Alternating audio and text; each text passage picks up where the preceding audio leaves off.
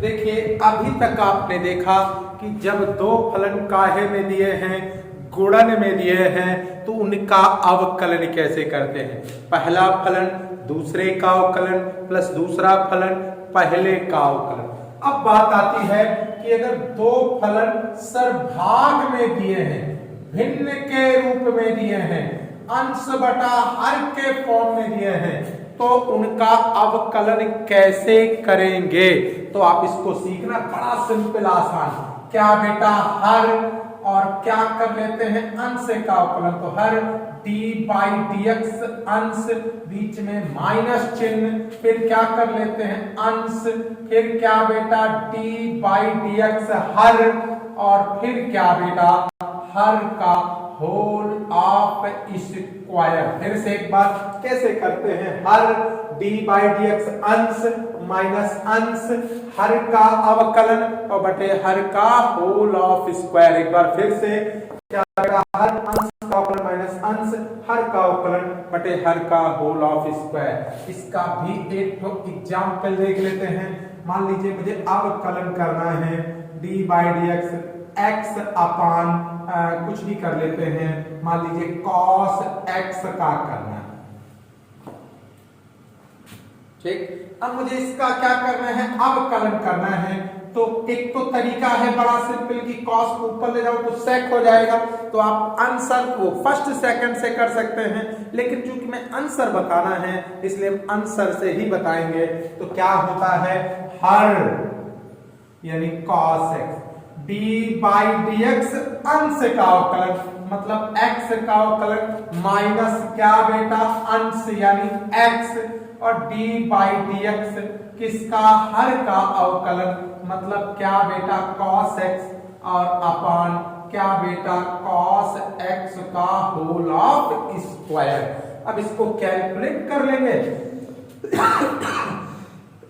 और हमारा आंसर प्राप्त हो जाएगा। तो क्या होगा बेटा, cos x x का अवकलन एक माइनस क्या बेटा x, और cos x का अवकलन क्या होता है, माइनस के क्या बेटा sin x अपान क्या लिखा है cos x का स्क्वायर। तो क्या हुआ, अवकलन एक का गुणा करेंगे तो यही cos x आ जाएगा, माइनस माइनस प्लस हो गया x sin x अपान क्या हो गया cos स्क्वायर x, और यही हमारा आंसर। चाहो तो आप अलग अलग क्या दे सकते हो, भाग दे सकते हो, ले सकते हो। तो इस प्रकार यह हमारा अवकलन प्राप्त हो गया। इस प्रकार आपके कक्षा 11 के सारे अवकलन के कॉन्सेप्ट पूरे हो चुके हैं, ठीक। इसको आप कॉपी कर लीजिए। अब हम इंटर के कॉन्सेप्ट पढ़ाना शुरू करते हैं, प्रतिस्थापन द्वारा अवकलन, जो आपके इंटर की गणित का पहला टॉपिक है अवकलन के उस परिपेक्ष में बेटा। तो अभी तक हमने 11 की मैथ पढ़ाई, अब हम इंटर का अवकलन स्टार्ट कर रहे हैं। इसको कॉपी कर लीजिए और फिर नई हेडिंग डालिए। चलिए देखिए बेटा, हमारा कक्षा 11 का कॉन्सेप्ट पूरा हुआ। अब हम इंटर में आते हैं, हमें पढ़ना है निहित फलनों का अवकलन। तो आप अब हेडिंग डाल लीजिए, निहित फलनों का अवकलन।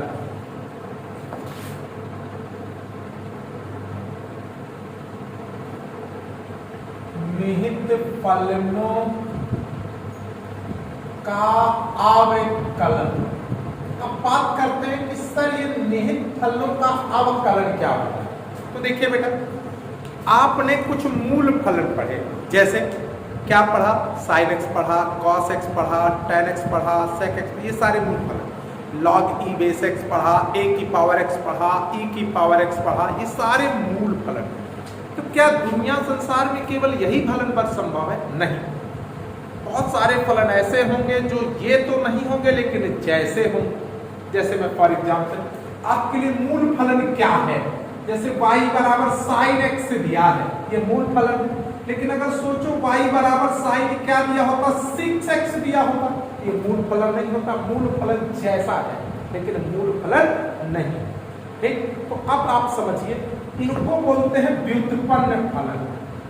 व्युत्पन्न फलन या निहित फलन, जो भी आप कहना चाहें, इनको क्या बोलते हैं, निहित फलन, और ये क्या कहलाता है, मूल फलन। दोनों में डिफरेंस जब तक नहीं समझेंगे तब तक आपको दिक्कत है, ठीक। तो मूल फलन क्या होते हैं, जिनके डायरेक्टली आपको अवकलन बताए गए हैं। जैसे पहला क्या बताया गया, x की पावर n का, फिर क्या बताया गया आपको e की पावर x का, क्या बताया गया log e बेस x का बताया गया बेटा, क्या बताया गया a की पावर x का बताया गया, log a बेस x का बताया गया, sin का बताया गया, cos का, ये सारे मूल फलन जो आपको पढ़ाए गए। लेकिन ऐसे फलन जो स्वयं तो मूल फलन नहीं होते, लेकिन किसी राशि के स्थान पर अगर कोई अन्य राशि प्रतिस्थापित कर दें तो मूल फलन में परिवर्तित हो जाते हैं, वो क्या कहलाते हैं, निहित फलन या व्युत्पन्न फलन। जैसे अगर मैं 6x को मान लूं कि ये x है, ये t है, तो ये बताओ sin t हो जाएगा, तो sin x का रूप ले लेगा, तो ये क्या बन जाएगा, मूल फलन बन जाएगा। जैसे आपने किसका पढ़ा है, x की पावर n का अवकलन पढ़ा है, लेकिन x की जगह क्या लिख जाए, sin x की पावर n लिख जाए, तो अब मैं अगर sin x को क्या मान लूं, ये पूरा x है, तो ये क्या बन जाएगा, x की पावर यानी मूल फलन बन जाएगा। तो निहित फलन क्या होते हैं, ऐसे फलन जो स्वयं तो मूल फलन नहीं होते, लेकिन उनमें किसी राशि के स्थान पर कोई अन्य राशि प्रतिस्थापित करने पर वह मूल फलन में परिवर्तित हो जाते हैं या मूल फलन में बदल जाते हैं, निहित फलन कहलाते हैं। और ऐसे फलनों का अवकलन करना निहित फलनों का अवकलन कहलाता है। तो मैं जैसे इसकी परिभाषा आपको लिखवाई दे रहा हूं, क्या बेटा, ऐसे फलन जो स्वयं तो मूल फलन नहीं होते हैं, लेकिन उनमें किसी राशि के स्थान पर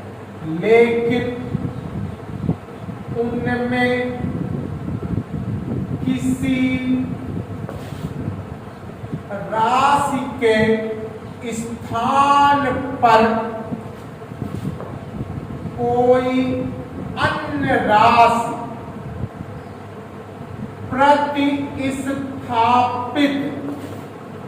प्रतिस्थापित करने पर वह मूल फलन में क्या बेटा, परिवर्तित हो जाते हैं।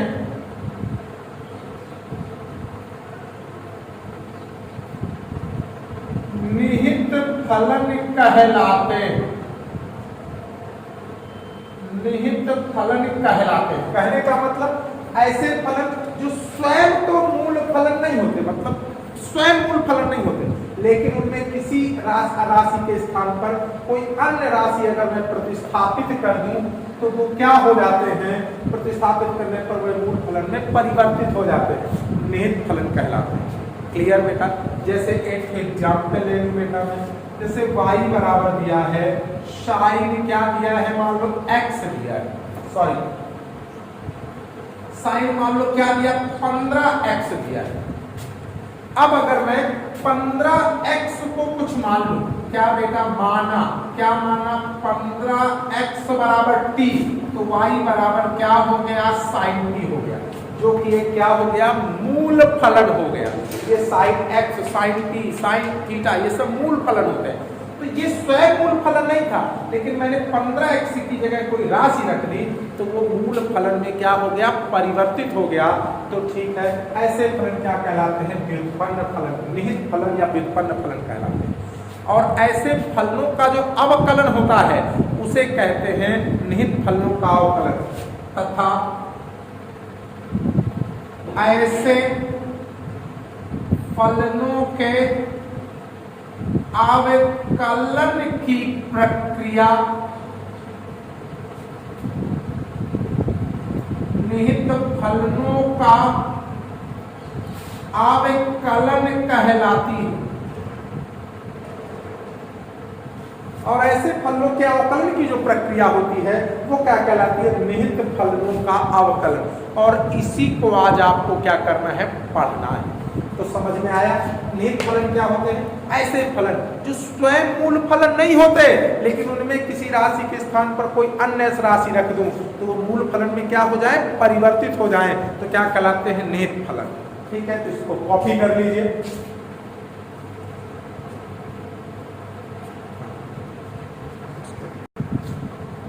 देख थोड़ा सा और कॉन्सेप्ट निहित फलनों के क्लियर, और सारे थोड़ा एग्जाम्पल ले लेते हैं। जैसे y की पावर e की पावर x मूल फलन, लेकिन e की पावर x मान लो sin x लिखा है, ये मूल फलन नहीं, ये निहित फलन। क्यों?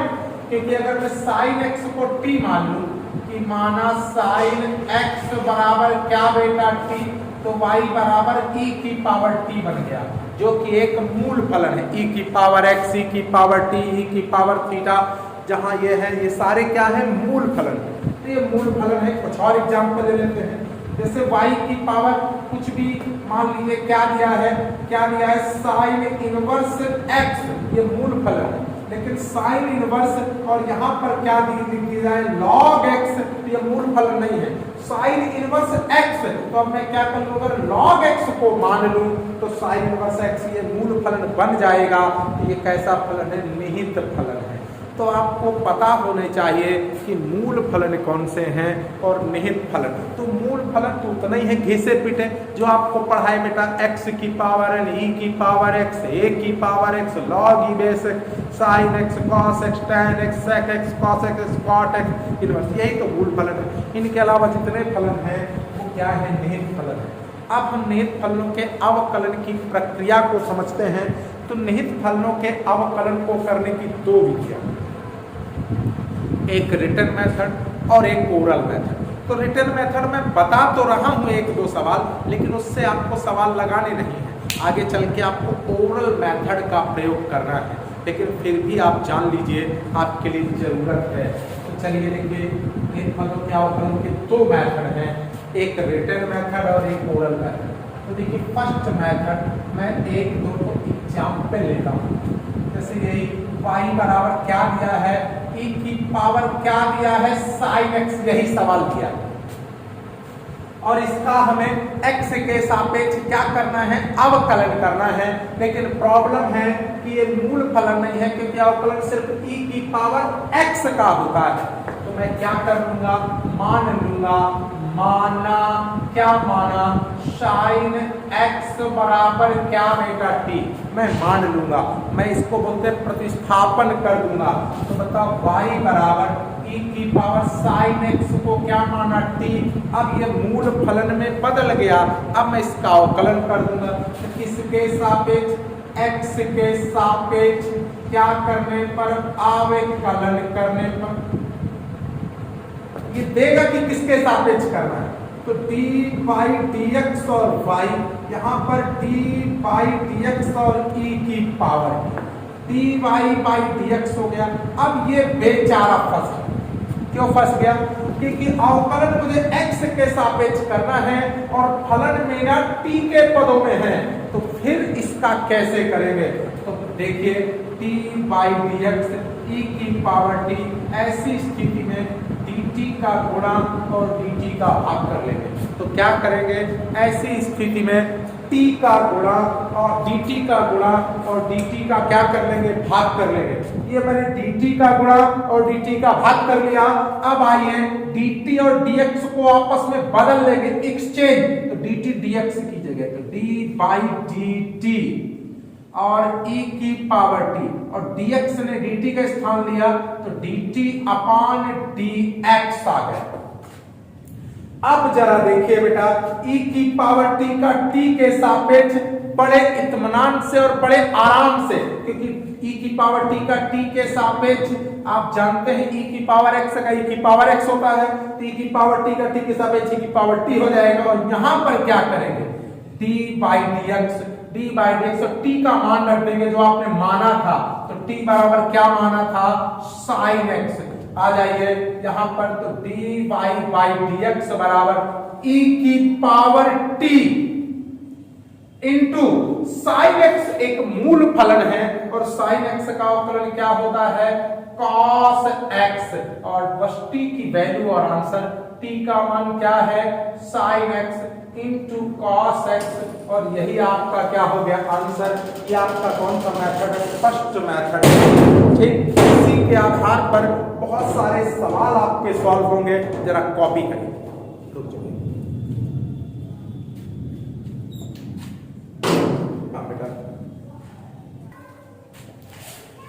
तो देखिए बेटा, इसका फर्स्ट मेथड का एक सवाल और लेता हूं तो आपको थोड़ा सा चीजें क्या होंगी क्लियर। फर्स्ट मेथड से ही आपको कुछ सवाल बताते हैं। ठीक, तो चलिए जैसे y बराबर मान लीजिए साइन और क्या दिया है log x दिया, अभी मेरे लिए फलन दिया और मुझसे कहा जा रहा है कि इसका x के सापेक्ष क्या करिए, अवकलन करिए। अब मुझे इस फलन का x के सापेक्ष अवकलन करना है, लेकिन मैं तो जानता हूं कि अवकलन में सिर्फ साइन x का जानता हूं, तो मैं क्या कर लूंगा, प्रतिस्थापन कर दूंगा, मान लूंगा, माना log x बराबर t, क्योंकि ऐसा करने से ये निहित फलन मूल फलन में बदल जाएगा। तो y बराबर क्या हो गया, साइन log x की जगह t। अब इसका क्या करूंगा, x के क्या बेटा सापेक्ष क्या करने पर, अवकलन करने पर। जैसे करूंगा तो d बाई dx y बराबर d by dx sine t, तो ये क्या हुआ dy बाई dx। यही वही मुसीबत आई बेटा, मेरा फलन मुझे x के सापेक्ष अवकलन करने की इजाजत देता है, जबकि फलन किसके पदों में है, t के पदों में है। तो अब t का x के सापेक्ष हम अवकलन नहीं कर सकते हैं, इसके लिए वही तरीका क्या बेटा, मैंने dt का गुणा किया, dt का भाग किया, सब में वही कॉन्सेप्ट बिल्कुल सेम तरीके से लगाना है। dt का गुणा किया, dt का भाग किया और dx और dt को परस्पर इंटरचेंज कर लिया, dx और dt को इंटरचेंज। तो dx की जगह क्या ले लिया, dt, और यहाँ पर क्या है साइन t, और dx यहाँ पर तो dt अपान dx। देखिए d by dt sine t, मैं जब चाहे इसका अवकलन कर दूं और d बाई dx और t का मान रख दूंगा क्या बेटा, log x। अब बताइए क्या बेटा, d बाई dx बराबर क्या हुआ, साइन t का t के सापेक्ष अवकलन क्या हो गया, cos t। और बताओ x का x log x का क्या हो जाएगा, 1 अपान x, तो 1 अपान x आगे आ गया, cos आ गया, t की वैल्यू क्या हो गई, log x, और यही आपका क्या हो गया आंसर। तो ये कौन सा मेथड है, फर्स्ट मेथड, जो बाकायदा प्रतिस्थापन करके कराया जाता है।